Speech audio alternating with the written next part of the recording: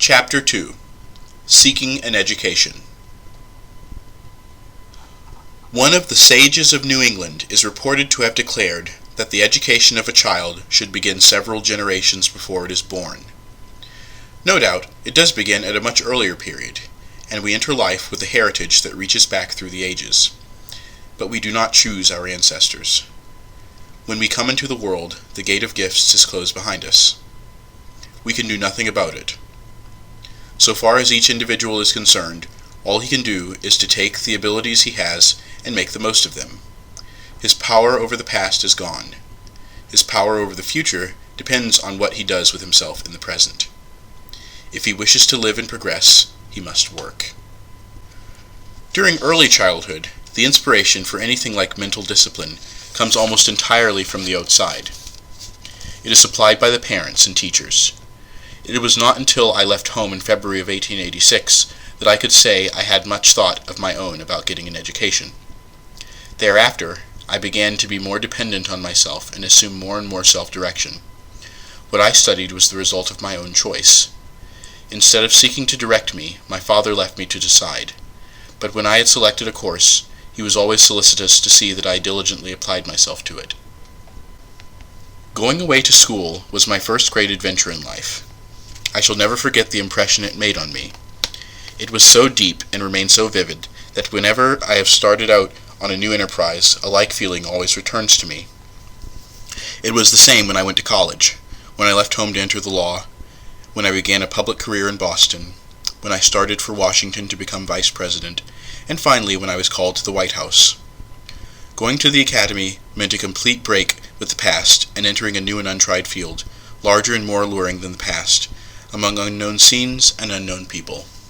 In the spring of 1886, Black River Academy had just celebrated its 50th anniversary. While it had some distinguished alumni, the great body of its former students were the hard-working, everyday people that made the strength of rural New England. My father and mother and grandmother Coolidge had been there a few terms. While it had a charter of its own and was independent of the public authorities, it was nevertheless part village high school.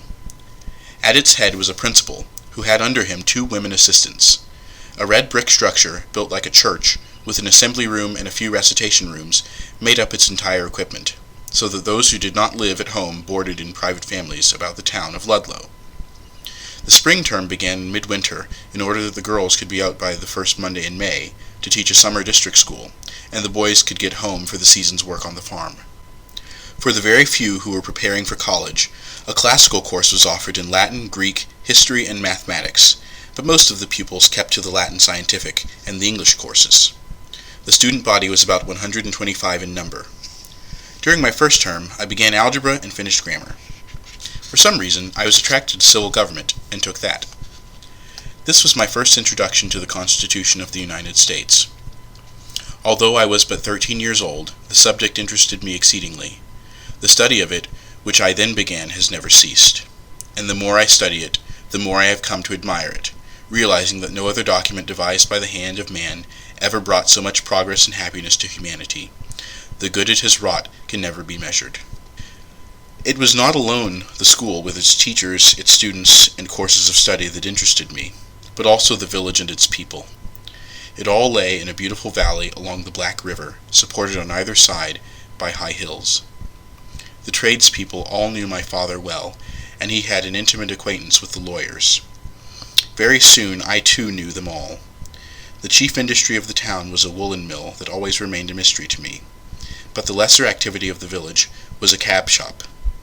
I worked there, some on Saturdays, so I came to know how toys and baby wagons were made. It was my first acquaintance with the factory system, and my approach to it was that of a wage earner. As I was employed at piecework, my wages depended on my own ability, skill, and industry. It was a good training.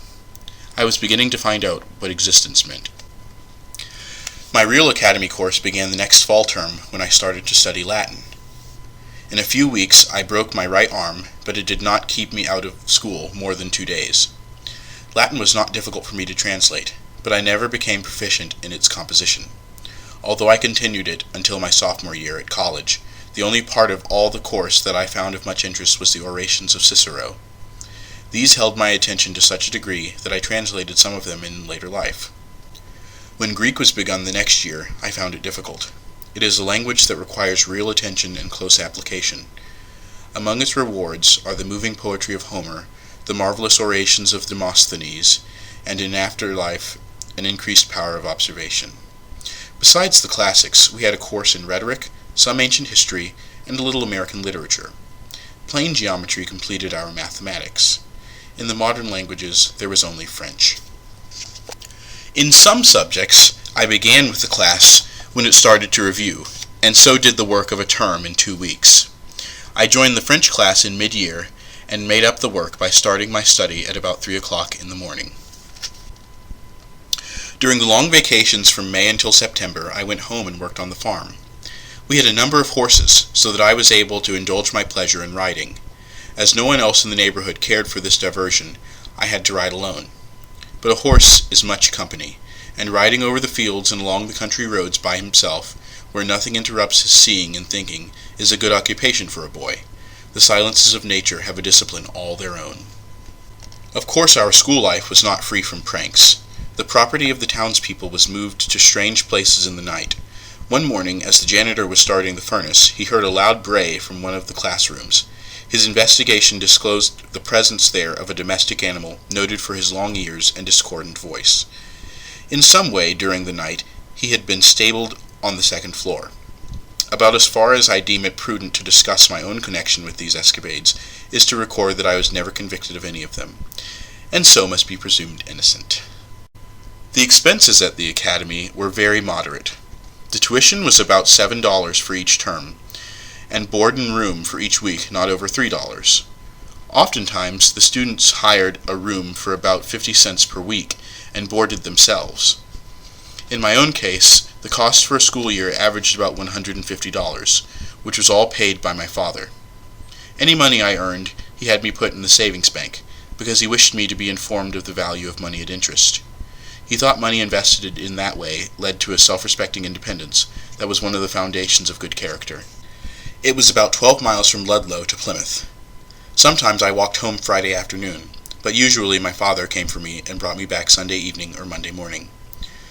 When this was not done, I often stayed with the elder sister of my mother, Mrs. Dawn C. Pollard, who lived about 3 miles down the river at Proctorsville. This was my Aunt Sarah, who is still living. She was wonderfully kind to me, and did all she could to take the place of my own mother in affection for me, and good influence over me, while I was at the academy, and ever after. The sweetness of her nature was a benediction to all who came in contact with her. What men owe to the love and help of good women can never be told. The academy had no athletics in those days, as the boys from the farm did not feel the need of such activity. A few games of baseball were played, but no football or track athletics were possible. Games did not interest me much, though I had some skill with a bat. I was rather slender and not so tall as many boys my age. Those who attended the school from out of town were all there with a real purpose of improving themselves, so that while there was no lack of fun and play, they all worked as best they could, for their coming had meant too much sacrifice at home not to be taken seriously.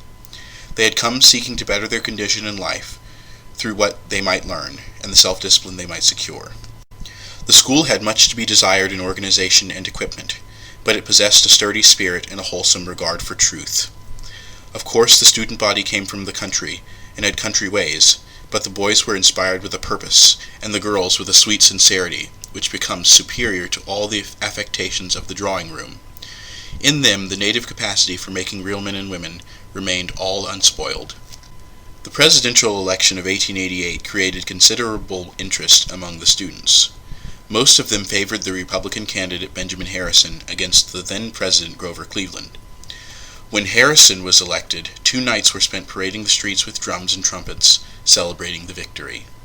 During most of my course, George Sherman was the principal, and Miss M. Bell Chellis was the first assistant.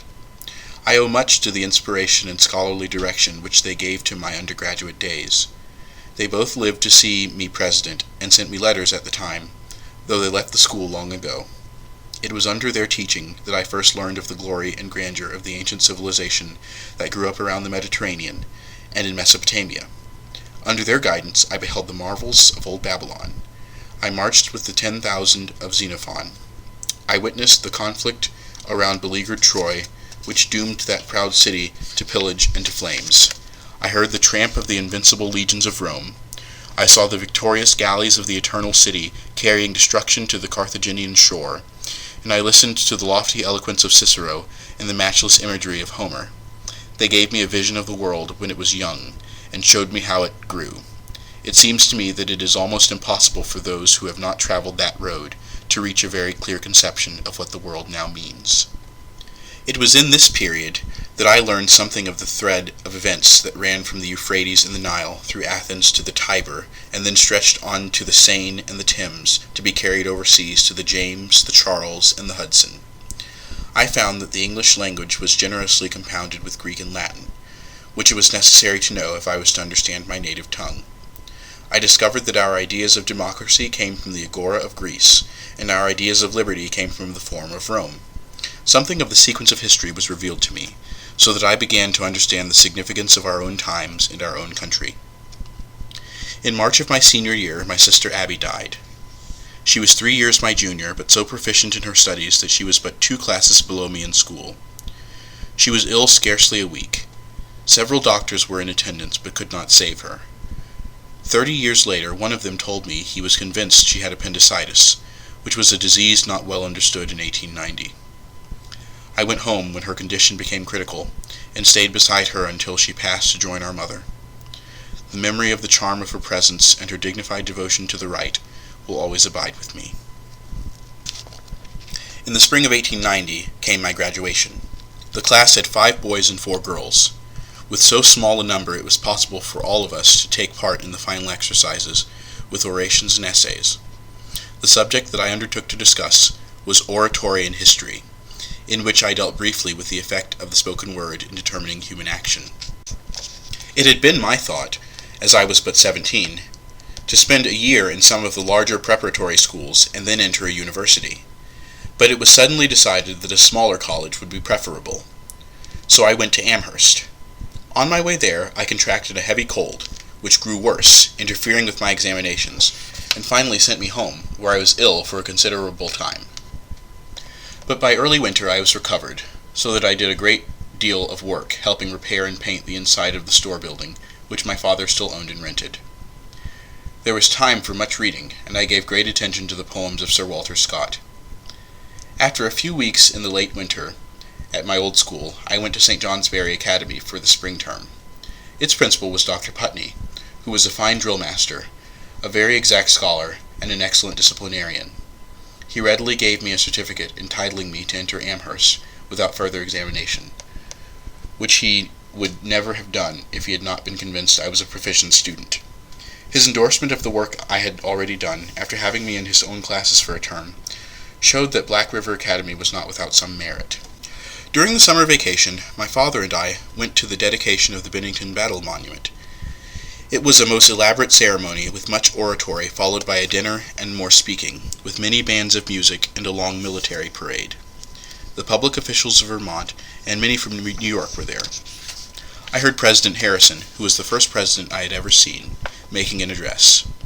As I looked on him and realized that he personally represented the glory and dignity of the United States, I wondered how it felt to bear so much responsibility, and little thought I should ever know it. The fall of 1891 found me back at Amherst taking up my college course in earnest. Much of its social life centered around the fraternities, and although they did not leave me without an invitation to join them, it was not until senior year that an opportunity came to belong to one that I wished to accept. It has been my observation in life that if one will only exercise the patience to wait, his wants are likely to be filled. My class was rather small, not numbering more than 85 in a student body of about 400. President Julius H. Seeley, who had led the college for about 20 years with great success as an educator and inspirer of young men, had just retired. He had been succeeded by President Merrill E. Gates, a man of brilliant intellect and fascinating personality, though not the equal of his predecessor in directing college policy. But the faculty as a whole was excellent, having many strong men and some who were preeminent in the educational field. The college of that day had a very laudable desire to get students, and having admitted them, it was equally alert in striving to keep them and help them get an education, with the result that very few left of their own volition, and almost none were dropped for failure in their work. There was no marked exodus at the first examination period, which was due not only to the attitude of the college, but to the attitude of the students, who did not go there because they wished to experiment with a few months with college life, and be able to say thereafter they had been in college, but went because they felt they had need of an education, and expected to work hard for that purpose until the course was finished. There were few triflers. A small number became what we call sports, but they were not looked on with favor, and they have not survived. While the class has lost many excellent men besides, yet it seems to be true that unless men live right, they die. Things are so ordered in this world that those who violate its law cannot escape the penalty. Nature is inexorable. If men do not follow the truth, they cannot live. My absence from home during my freshman year was more easy for me to bear because I was no longer leaving my father alone. Just before the opening of college, he had married Miss Carrie A. Brown, who was one of the finest women of our neighborhood. I had known her all my life. After being without a mother nearly 7 years, I was greatly pleased to find in her all the motherly devotion that she could have given me if I had been her own son. She was a graduate of Kimball Union Academy and had taught school for some years.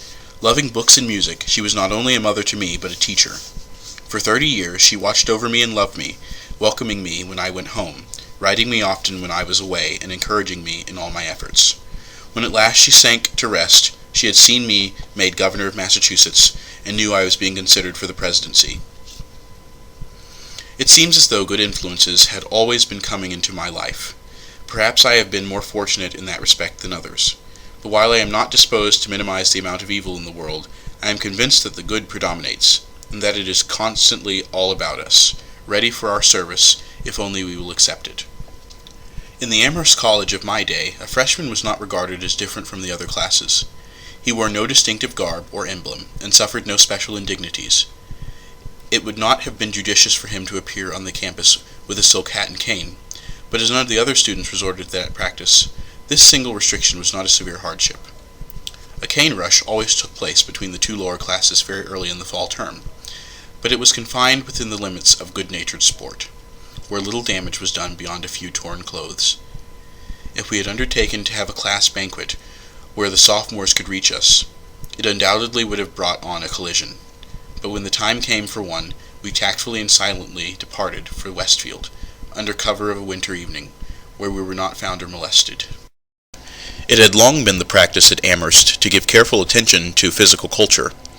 It had, I believe, the first college gymnasium in this country. Each student, on entering, was given a thorough examination, furnished with a chart showing any bodily deficiencies, and given personal direction for their removal. The attendance of the whole class was required at the gymnasium drill for 4 periods each week, and voluntary work on the floor was always encouraged. We heard a great deal about a sound mind in a sound body. At the time of my entrance, the 2 college dormitories were so badly out of repair that they were little used. Later, they were completely remodeled and became fully occupied. About 10 fraternity houses furnished lodgings for most of the upper-class men, but the lower-class men roomed at private houses. All the students took their meals in private houses, so that there was a general commingling of all classes and all fraternities around the table, which broke up exclusive circles and increased college democracy. The places of general assembly were for religious worship, which consisted of the chapel exercises at the first morning period each weekday, and church service in the morning, with vespers in the late afternoon on Sundays. Regular attendance at all of these was required. Of course, we did not like to go, and talked learnedly about the right of freedom of worship, and the bad mental and moral reactions from which we were likely to suffer as a result of being forced to hear scriptural readings, psalm singings, prayers, and sermons. We were told that our choice of a college was optional, but that Amherst had been founded by pious men with the chief object of training students to overcome the unbelief which was then thought to be prevalent, that religious instruction was a part of the prescribed course, and that those who chose to remain would have to take it. If attendance on these religious services ever harmed any of the men of my time, I have never been informed of it. The good it did, I believe, was infinite. Not the least of it was the discipline that resulted from having constantly to give some thought to things that young men would often prefer not to consider. If we did not have the privilege of doing what we wanted to do, we had the much greater benefit of doing what we ought to do. It broke down our selfishness. It conquered our resistance. It supplanted impulse, and finally it enthroned reason. In intercollegiate athletics, Amherst stood well. It won its share of trophies on the diamond, the gridiron, and the track, but it did not engage in any of the water sports. The games with Williams and Dartmouth aroused the keenest interest, and honors were then about even. But these outside activities were kept well within bounds, and were not permitted to interfere with the real work of the college. Pratt Field had just been completed, and was well equipped for outdoor sports, while Pratt Gymnasium had every facility for indoor training. These places were well named, for the Pratt boys were very active in athletics. One of them was usually captain of the football team. I remember that in 1892, George D. Pratt, afterwards Conservation Commissioner of the state of New York, led his team to victory against Dartmouth, 30-2, and a week later kicked 10 straight goals in a gale of wind at the championship game with Williams, leaving the score 60-0 in favor of Amherst. But both these colleges have since retaliated with a great deal of success. In these field events, I was only an observer, contenting myself with getting exercise by faithful attendance at the class drills in the gymnasium. In these, the entire class worked together with dumbbells for most of the time, but they involved sufficient marching about the floor to give a military flavor, which I found very useful in later life when I came in contact with military affairs during my public career. The presidential election of 1892 came in my sophomore year. I favored the renomination of Harrison and joined the Republican Club of the college, which participated in a torchlight parade, but the unsatisfactory business condition of the country carried the victory to Cleveland. For nearly 2 years I continued my studies of Latin and Greek. Ours was the last class that read Demosthenes on the Crown with Professor William S. Tyler, the head of the Greek department, who had been with the college about 60 years. He was a patriarch in appearance, with a long beard and flowing white hair. His reverence for the ancient Greeks approached a religion.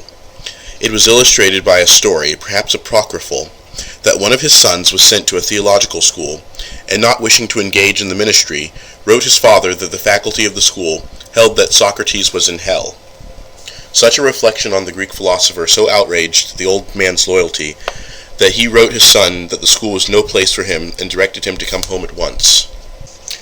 In spite of his 80-odd years, he put the fire of youth into the translation of those glowing periods of the master orator, which were such eloquent appeals to the patriotism of the Greeks, and such tremendous efforts to rouse them to the defense of their country. Those passages of the marvelous oration, he said, he had loved to read during the Civil War. My studies of the ancient language I supplemented with short courses in French, German, and Italian. But I never became very proficient in the languages. I was more successful at mathematics, which I pursued far enough to take calculus. This course was mostly under George D. Olds, who came to teach when we entered to study, which later caused us to adopt him as an honorary member of our class. In time he became president of the college. He had a peculiar power to make figures interesting, and knew how to hold the attention and affection of his students. It was under him that we learned of the universal application of the laws of mathematics. We saw the discoveries of Kepler, Descartes, Newton, and their associates, bringing the entire universe under one law, so that the most distant point of light revealed by the largest reflector matches in harmony with our own planet. We discovered, too, that the same force that rounds a teardrop holds all the myriad worlds of the universe in a balanced position. We found that we dwelt in the midst of a unity which was all subject to the same rules of action. My education was making some headway. In the development of every boy who is going to amount to anything, there comes a time when he emerges from his immature ways, and by the greater precision of his thought and action, realizes that he has begun to find himself. Such a transition finally came to me. It was not accidental, but the result of hard work. If I had permitted my failures, or what seemed to me at the time a lack of success, to discourage me, I cannot see any way in which I would have ever made progress. If we keep our faith in ourselves, and what is even more important, keep our faith in regular and persistent application to hard work, We need not worry about the outcome. During my first 2 years at Amherst, I studied hard, but my marks were only fair. It needed some encouragement from my father for me to continue. In junior year, however, my powers began to increase, and my work began to improve. My studies became more interesting. I found the course in history under Professor Anson D. Morse very absorbing. His lectures on medieval and modern Europe were inspiring, seeking to give his students not only the facts of past human experience, but also their meaning. He was very strong on the political side of history, bringing before us the great figures from Charlemagne to Napoleon with remarkable distinction, and showing us the influence of the great Gregory and Innocent III. The work of Abelard and Erasmus was considered, and the important era of Luther and Calvin thoroughly explored. In due time we crossed the Channel with William the Conqueror, and learned how he subdued and solidified the Kingdom of England. The significance of the long struggle with the Crown before the Parliament finally reached a position of independence was disclosed, and the slow growth of a system of liberty under the law, until at last it was firmly established, was carefully explained. We saw the British Empire rise until it ruled the seas. The brilliance of the statesmanship of the different periods, the rugged character of the patriotic leaders, of Anselm and Simon de Montfort, of Cromwell and the Puritans, who dared not to oppose the tyranny of the kings, the growth of learning, the development of commerce, the administration of justice, all these and more were presented for our consideration. Whatever was essential to a general comprehension of European history we had. But it was when he turned to the United States that Professor Morse became most impressive. He placed particular emphasis on the era when our institutions had their beginning. Washington was treated with the greatest reverence, and a high estimate was placed on the statesmanlike qualities and financial capacity of Hamilton, but Jefferson was not neglected. In spite of his many vagaries, it was shown that in saving the nation from the danger of falling under the domination of an oligarchy, and in establishing a firm rule of the people, which was forever to remain, he vindicated the soundness of our political institutions. The whole course was a thesis on good citizenship and good government. Those who took it came to a clearer comprehension not only of their rights and liberties, but of their duties and responsibilities. The Department of Public Speaking was under Professor Henry A. Frink. He had a strong hold on his students. His work went along with the other work, practically through the 4 years, beginning with composition and recitation, and passing to the preparation and delivery of orations and participation in public debates. The allied subject of rhetoric I took under Professor John F. Genung, a scholarly man who was held in high respect. The courses in biology, chemistry, economics, and geology I was not able to pursue, though they all interested me and were taught by excellent men.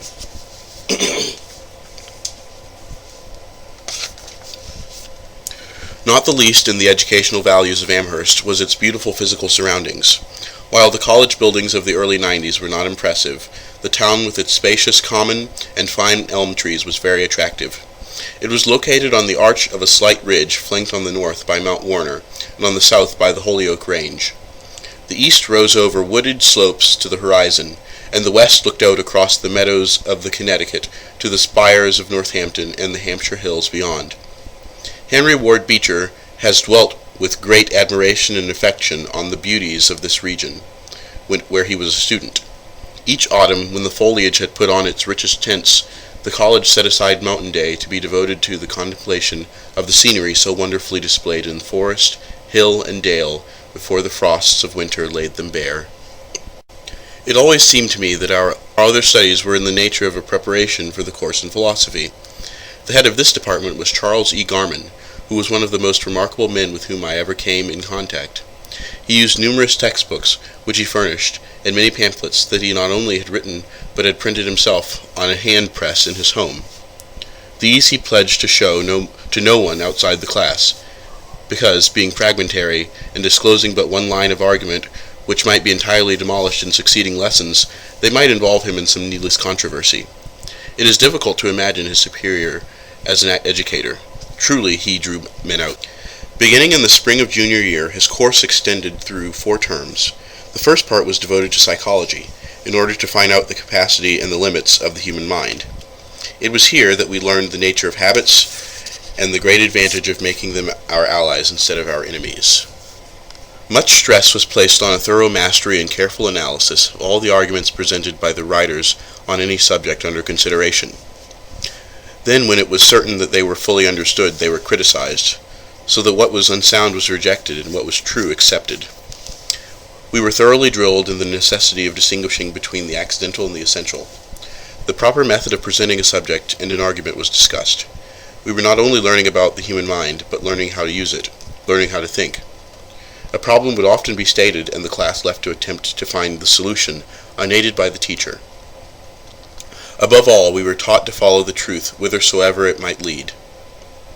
We were warned that this would oftentimes be very difficult and result in much opposition, for there would be many who were not going that way. But if we pressed on steadfastly, it was sure to yield the peaceable fruits of the mind. It does. Our investigation revealed that man is endowed with reason, that the human mind has the power to weigh evidence, to distinguish between right and wrong, and to know the truth. I should call this the central theme of his philosophy.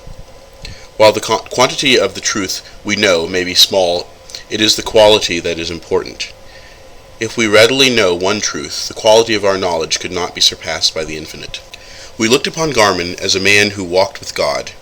His course was a demonstration of the existence of a personal God, of our power to know him, of the divine immanence, and of the complete dependence of all the universe on him as the Creator and Father in whom we live and move and have our being. Every reaction in the universe is a manifestation of his presence. Man was revealed as his son, and nature is the hem of his garment, while through a common fatherhood we are all embraced in a common brotherhood. The spiritual appeal of music, sculpture, painting, and all other art lies in the revelation it affords of the divine beauty. The conclusions which follow from this position were logical and inescapable. It sets man off in a separate kingdom from all the other creatures in the universe, and makes him a true son of God and a partaker of the divine nature. This is the warrant for his freedom and the demonstration of his equality. It does not assume all are equal in degree, but all are equal in kind. On that precept rests a foundation for democracy that cannot be shaken. It justifies faith in the people. No doubt, there are those who think they can demonstrate that this teaching was not correct. With them I have no argument. I know that in experience it has worked. In time of crisis, my belief that people can know the truth, that when it is presented to them they must accept it, has saved me from many of the counsels of expediency. The spiritual nature of men has power of its own that is manifest in every great emergency, from Runnymede to Marston Moor, from the Declaration of Independence to the abolition of slavery. In ethics, he taught us that there is a standard of righteousness, that might does not make right, that the end does not justify the means, and that expediency as a working principle is bound to fail. The only hope of perfecting human relationship is in accordance with the law of service, under which men are not so solicitous about what they shall get as they are about what they shall give. Yet people are entitled to the rewards of their industry. What they earn is theirs, no matter how small or how great. But the possession of property carries the obligation to use it in a larger service. For a man not to recognize the truth, not to be obedient to law, not to render allegiance to the state, is for him to be at war with his own nature, to commit suicide. That is why the wages of sin is death. Unless we live rationally, we perish, physically, mentally, spiritually. A great deal of emphasis was placed on the necessity and dignity of work. Our talents are given us in order that we may serve ourselves and our fellow men. Work is the expression of intelligent action for a specified end. It is not industry, but idleness that is degrading. All kinds of work, from the most menial service to the most exalted station, are alike honorable. One of the earliest mandates laid on the human race was to subdue the earth. That meant work. If he was not in accord with some of the current teachings about religion, he gave to his class a foundation for the firmest religious convictions. He presented no mysteries or dogmas and never asked us to take a theory on faith, but supported every position by facts and logic. He believed in the Bible and constantly quoted it to illustrate his position. He divested religion and science of any conflict with each other, and showed that each rested on the common basis of our ability to know the truth. To Garman was given a power which took his class up into a high mountain of spiritual life, and left them alone with God. In him was no pride of opinion, no atom of selfishness. He was a follower of the truth, a disciple of the cross, who bore the infirmities of us all. Those who finished his course in the last term of senior year found in their graduating exercises a real commencement, when they would begin their efforts to serve their fellow men in the practical affairs of life. Of course, it was not possible for us to accept immediately the results of his teachings, or live altogether in accordance with them. I do not think he expected it. He was constantly reminding us that the spirit was willing, but the flesh was strong, but that nevertheless, if we would continue steadfastly to think on these things, we would be changed from glory to glory through increasing intellectual and moral power. He was right.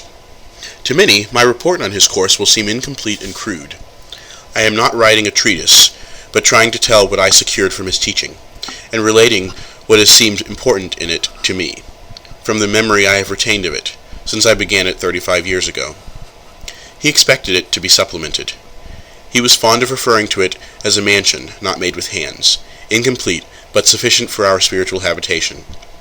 What he revealed to us of the nature of God and man will stand. Against it, the gates of hell shall not prevail. As I look back upon the college, I am more and more impressed with the strength of its faculty, with their power for good. Perhaps it has men now with a broader preliminary training, though there were profound scholars. Perhaps it has men of keener intellects, though they were then very exact in their reasoning. But the great distinguishing mark of all of them was that they were men of character. Their words carried conviction because we were compelled to believe in the men who uttered them.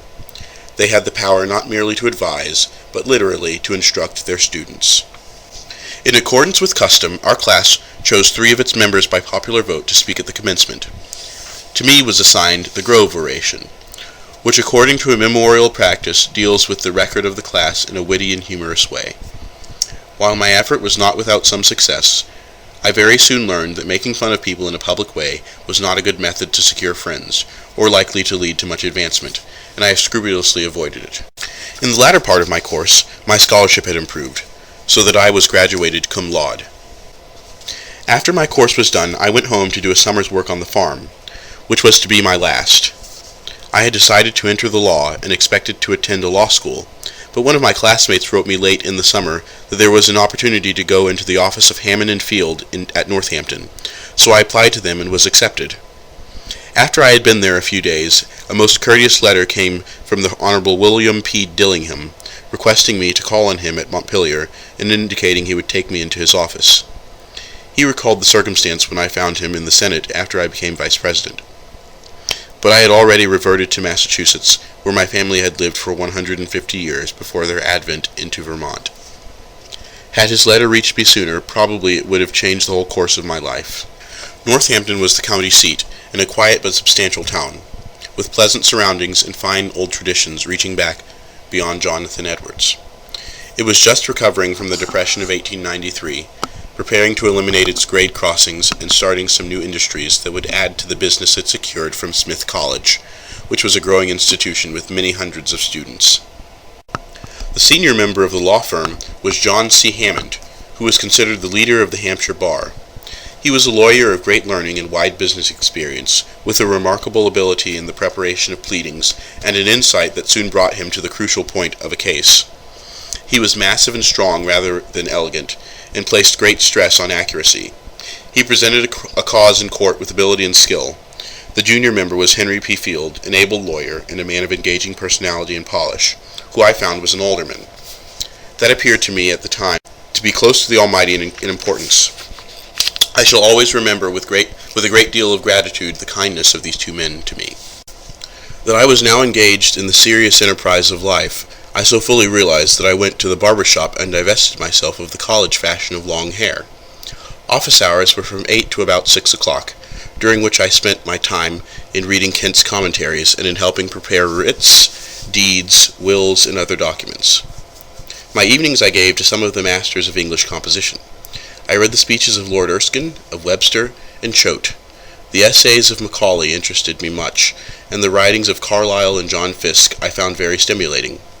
Some of the orations of Cicero I translated, being especially attached to the defense of his friend, the poor Archias, because in it he dwelt on the value and consolation of good literature.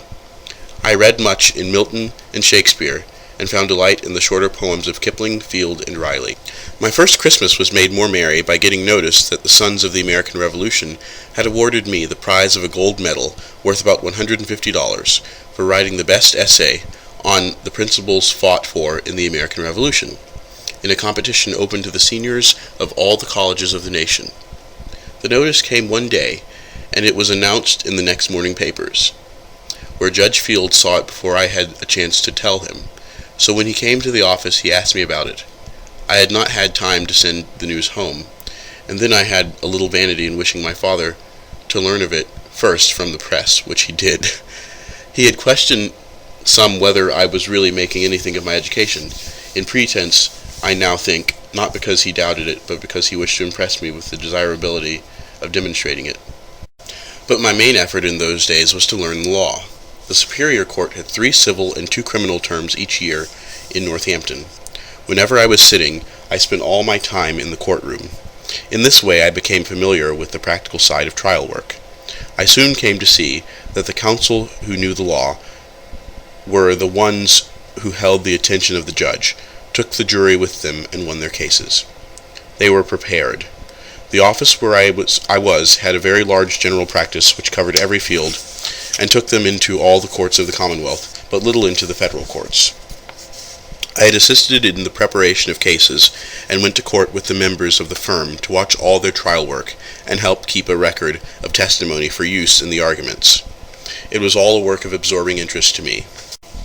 The books in the office soon appeared too ponderous for my study, so I bought a supply of students' textbooks and law cases on the principal subjects necessary for my preparation for the bar.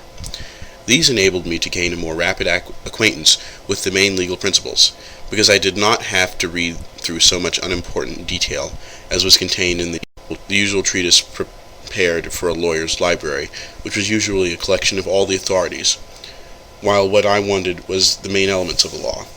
I was soon conversant with contracts, torts, evidence, and real property, with some knowledge of Massachusetts pleading, and had a considerable acquaintance with the practical side of statute law.